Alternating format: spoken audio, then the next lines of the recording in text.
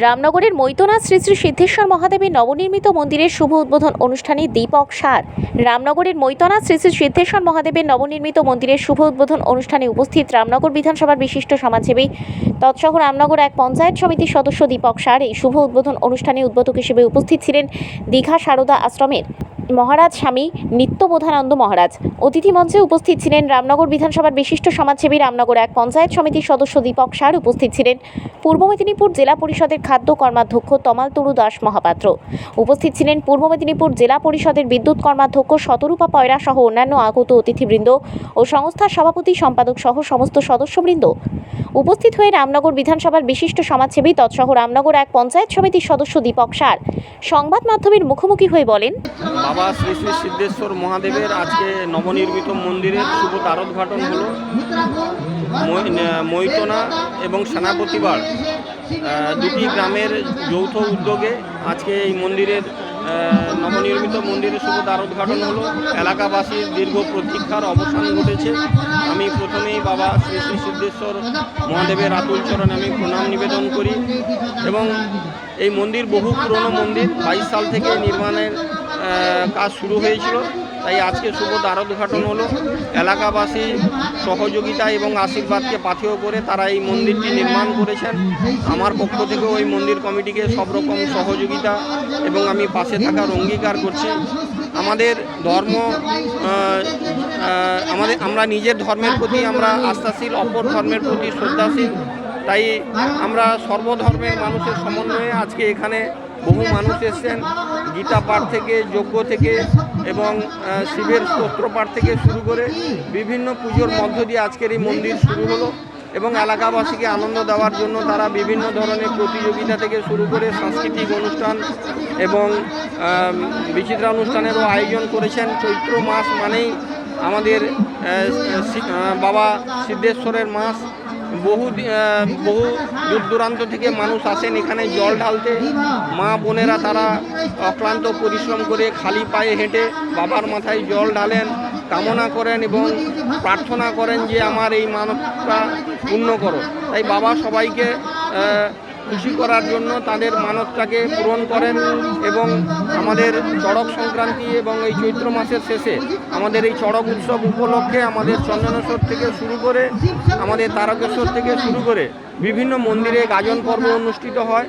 তাই আমি সবাইকে এই মন্দির কমিটির পাশে থাকার আহ্বান জানাবো এবং তাদের সহযোগিতা আশীর্বাদকে পাথেয় করে তারা আগামী দিনে আরও বেশি করে যাতে এলাকাবাসীকে আনন্দ দেওয়ার জন্য আরও বড় ধরনের অনুষ্ঠান করেন এবং বিশেষ করে এলাকাবাসীকে যাতে আরও বেশি করে যাতে তারা এই মন্দির কমিটির সঙ্গে যুক্ত করে মন্দিরটি যাতে আরও বেশি করে এলাকাবাসীর মধ্যে ছড়িয়ে দেওয়া যায়, সেটাই তাদের প্রয়াস থাকবে। এই মন্দির কমিটির উদ্যোগে আজকের এই মন্দির প্রতিষ্ঠা দিবস উপলক্ষে সমাজে শান্তি, প্রগতি, ঐক্য এবং মৈত্রীর বার্তা ছড়িয়ে পড়ুক। সমাজে যাতে সবাই সুস্থ থাকেন এবং প্রত্যেকটি পরিবারে যাতে সুখ সমৃদ্ধি ঘটে, এটাই আমি বাবা শ্রী শ্রী সিদ্ধেশ্বর মহাদেবের কাছে আমি প্রার্থনা করছি। দাদা, স্বাধীনতার আগে থেকে প্রায় কয়েকশো বছরের পুরনো সিদ্ধেশ্বর কাঞ্চনেশ্বর দুজনই এখানে ছিলেন। এতদিনের ঐতিহ্য, এই ঐতিহ্যকে এইভাবে এগিয়ে নিয়ে যাও, এটাকে কিভাবে দেখছেন? না, এটা অ্যাকচুয়ালি আমি এসে যা জানতে পারলাম, এখানে সিদ্ধেশ্বর মহাদেব এবং কাঞ্চনেশ্বর মহাদেব দুজনই মহাদেব এখানে ছিলেন। তাই পাশের গ্রামে কাঞ্চনেশ্বর মহাদেব চলে গেছেন, এখানে সিদ্ধেশ্বর থেকে গেছেন। বহু প্রাচীন মন্দির। তাই আমি খুবই আনন্দিত, গর্বিত, আপ্লুত, ধন্য আজকে তাদের মধ্যে উপস্থিত হতে পেরে। তাই এই মহাদেবের রীতিনীতি অনুযায়ী তারা পুজো পাঠ করছেন। আগামী দিনেও যাতে তারা এই এলাকার মানুষের পাশে থাকেন, এটাই আমি কামনা করছি। এই শুভ উদ্বোধন অনুষ্ঠানে উপস্থিত ছিলেন পূর্ব মেদিনীপুর জেলা পরিষদের খাদ্য কর্মাধ্যক্ষ তমাল তরু দাস মহাপাত্র। উপস্থিত হয়ে সংবাদ মাধ্যমের মুখোমুখি হয়ে বলেন, না, এটা আমি আগেও বিভিন্ন সংবাদ মাধ্যমে বলেছি যে এটা একটা আবেগের প্রশ্ন। আসলে কোন সুদূর অতীত থেকে এখানে মন্দির প্রতিষ্ঠিত ছিল বা মহাদেব ছিলেন সে সম্পর্কে স্পষ্ট ধারণা আমাদের এখানকার মানুষের নেই। কিন্তু একটা মোটামুটি কথিত আছে কোনো এক সুদূর অতীতে আমাদের পাশের গ্রাম বকশিসপুরের মহাদেব মন্দিরটি বন্যায় ধ্বংস হয়ে যায়। বন্যায় ধ্বংস হয়ে যাওয়ার সময় সেখানকার যিনি মহাদেব ছিলেন, যে শিবলিঙ্গটি ছিলেন, তাকে তারা কাঞ্চনেশ্বর বলতেন। তো সেই কাঞ্চনেশ্বর এখানে এসে সিদ্ধেশ্বরের সঙ্গে থাকতেন, মানে দু ভাইয়ের মন্দির বলা হতো এটাকে। তো তারাও তাদের গাজন, তাদের শিবরাত্রি তারা সব এখানে এসেই পালন করতেন, বকশিসপুরের মানুষেরাও। তো পরবর্তীকালে বকশিসপুরের মানুষজন মন্দির তৈরি করলেন, তারা কাঞ্চনেশ্বরকে নিয়ে গেছেন, যদিও আমরা নিশ্চিত নই যে তারা সত্যি কাঞ্চনেশ্বরকে নিয়ে গেছেন কিনা, কারণ কোনটা কোন দেবতার সেটা কিন্তু সুনির্দিষ্ট করা যায়নি। একটা মোটামুটি চালু কথা হচ্ছে সিদ্ধেশ্বর বড় ভাই, কাঞ্চনেশ্বর ছোট ভাই, সেই জন্য অপেক্ষাকৃত ছোট মূর্তিটি তারা নিয়ে গেছেন। আর এখানে সিদ্ধেশ্বর তখন তো গৃহহারা, অনেক দিনের পুরনো মন্দির, গৃহহারা। তো সেই জায়গার থেকে সকলের প্রচেষ্টায়, সকলের দানে আমরা সিদ্ধেশ্বরের মন্দিরটি আবার পুনঃপ্রতিষ্ঠিত করতে পারলাম। এটা নিশ্চয়ই আনন্দের কথা। এবং আমার ব্যক্তিগত একটা আবেগ আছে এখানে। আমি খুব একটা মানে ধার্মিক মানুষ নই, কিন্তু ব্যক্তিগত আবেগ সেটা হচ্ছে এখানে কোনো জাতপাতের বিচার করা হয় না। আমাদের সিদ্ধেশ্বর মহাদেবের কাছে সকল সম্প্রদায়ের মানুষ সমানভাবে আসতে পারেন, সমানভাবে পূজার্চনা করতে পারেন। এটা আমার একটা ব্যক্তিগত আবেগের জায়গা। আর একটা ব্যক্তিগত আবেগ নিশ্চিত আছে, যদিও সেটার সম্পর্কে আমরা কেউ জ্ঞাত ছিলাম না। এটা হচ্ছে যে 1922 সালে একটা ট্রাস্টি গঠিত হয়েছিল, যে ট্রাস্টির আন্ডারে এই মন্দির, এই পুকুর বা মহাদেবের সম্পত্তি, সেই ট্রাস্টিটায় আমার দাদু, তিনি হচ্ছেন তারিণী প্রসাদ দাস মহাপাত্র, তিনি ছিলেন। তিনি এখানকার সেবায়ত ছিলেন। আর ছিলেন পেয়ারীমোহন মান্না, পিয়ারীমোহন মাইতি এবং শ্রীবৎস পট্টনায়ক বলে। এরা প্রত্যেকেই আজ থেকে 50, 60, 70 বছর আগে মারা গেছেন, কিন্তু তাদের স্মৃতি জড়িয়ে রয়েছে। যদিও আমরা জানতাম না, আমরা মন্দির নির্মাণের সময় যখন কাগজপত্র খুঁজলাম তখন যে আমরা রেকর্ডটি বেরোলো, সেই রেকর্ড থেকে জানা গেল যে এই 4টি পরিবার, সেবায়ত পরিবার, 3টি পরিবারের অস্তিত্ব প্রায় বিলুপ্ত।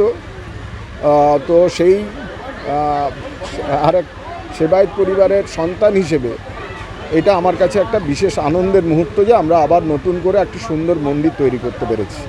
উড়িষ্যার থেকে মন্দির শিল্পী এসেছিলেন, প্রায় 50-55 লাখ টাকা ব্যয় হয়েছে, কিন্তু সুন্দর মন্দির হয়েছে। আমরা আমাদের সিদ্ধেশ্বর মহাদেবকে আবার তার ঘর ফিরিয়ে দিতে পেরেছি, অবশ্যই খুব আনন্দের মুহূর্ত।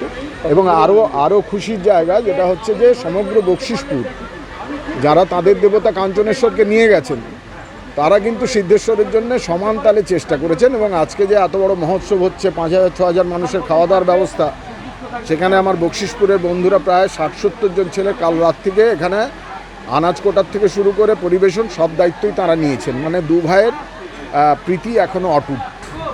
এই মন্দিরের শুভ সূচনা অনুষ্ঠানে উপস্থিত ছিলেন পূর্ব মেদিনীপুর জেলা পরিষদের বিদ্যুৎ কর্মাধ্যক্ষ শতরূপা পয়রা। সংবাদ মাধ্যমের মুখোমুখি হয়ে বলেন, নিজেকে গর্ব মনে করছি, কারণ এই মন্দির বহু পুরনো মন্দির। এই পুরনো মন্দিরে আজকে যেভাবে গ্রামবাসীর এলাকার ভিড়, এটা দেখে আমার খুব ভালো লাগে।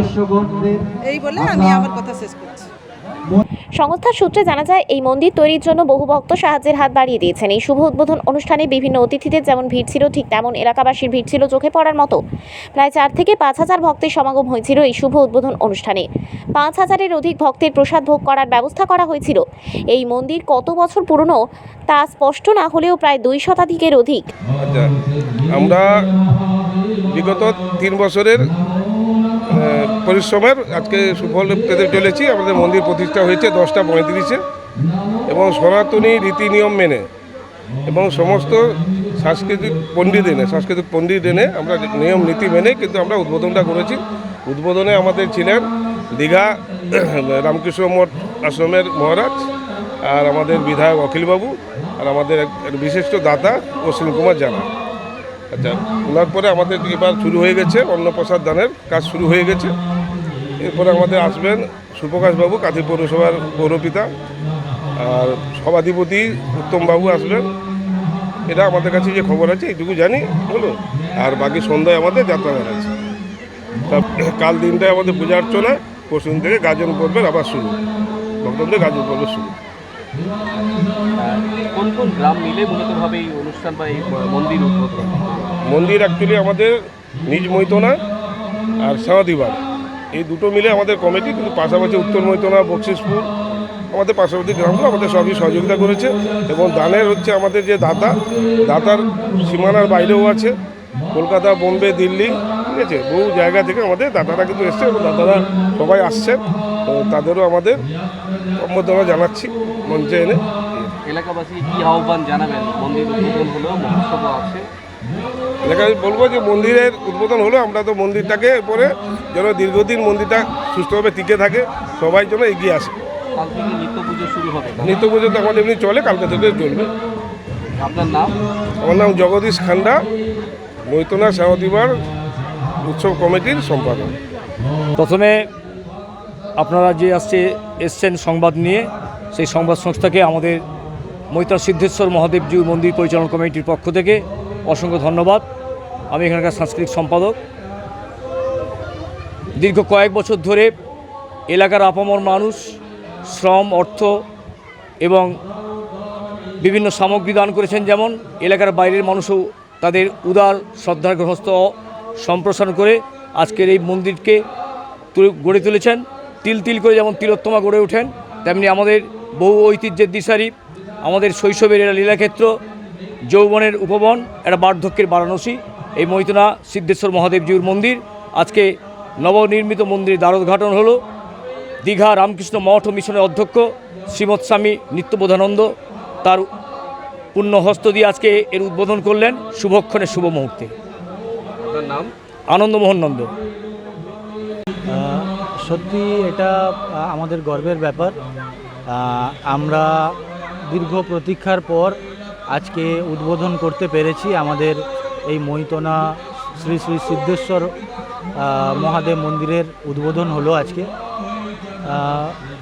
সত্যি কথা বলতে কি, এটা বহু প্রতীক্ষিত এই কারণেই বলছি, কারণ এটা আমাদের প্রত্যেকের কাছে একটা স্বপ্ন ছিল যে আমরা এই মন্দিরটা কিভাবে আমরা তৈরি করব, কিভাবে আমরা উদ্বোধনে যাব।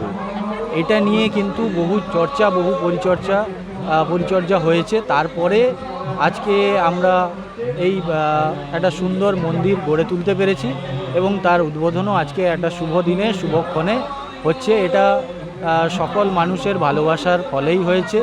আজকে দেখতে পাচ্ছেন প্রত্যেকেই কিন্তু উচ্ছ্বসিত, প্রত্যেকেই কিন্তু স্বতঃস্ফূর্তভাবেই ওনারা এসছেন। আজকে হিন্দুদের শাস্ত্রমতে, হিন্দু রীতি মেনে আমাদের আজকের এই হিন্দু মন্দির শ্রী শ্রী সিদ্ধেশ্বর মহাদেবের মন্দিরের আজকে উদ্বোধন হচ্ছে।